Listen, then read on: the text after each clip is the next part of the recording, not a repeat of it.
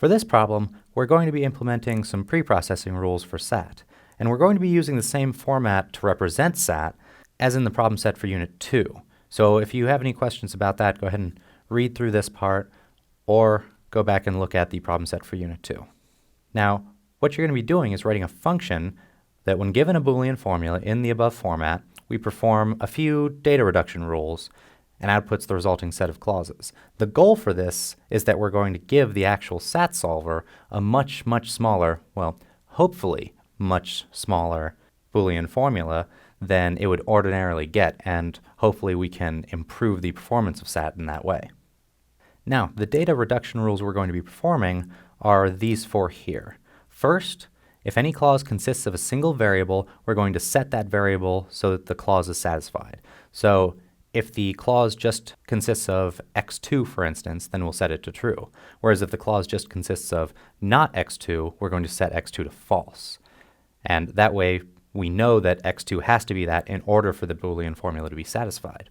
The second one is that if a variable appears just once and it hasn't been set, then we set it so that the respective clause is satisfied.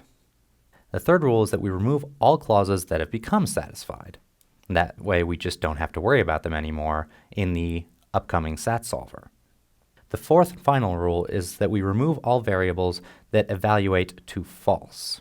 So all variables x that are set to false and all variables not x, where x is set to true, for instance, that we know are set in that manner. Now, if this results in an empty clause, then, well, that means that the import formula doesn't have any satisfying assignment for that variable, which means that the Boolean formula itself isn't satisfiable. So then the function should return the Boolean formula 1, -1. And that is so that when we give it to a SAT solver, it will always result as unsatisfiable. Now, the difficult part is implementing Rule 2 and Rule 4. That's because your function must perform these data reduction rules exhaustively until they can't be applied any further. So after you apply these rules, there might be other clauses for which these rules now apply that they didn't apply to before.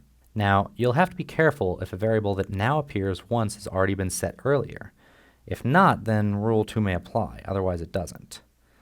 Now remember that during the course of this preprocessing, we can't change the satisfiability of the overall formula, or else the preprocessing rules aren't really helpful at all.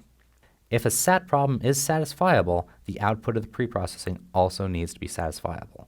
So go ahead and implement this function in the space given.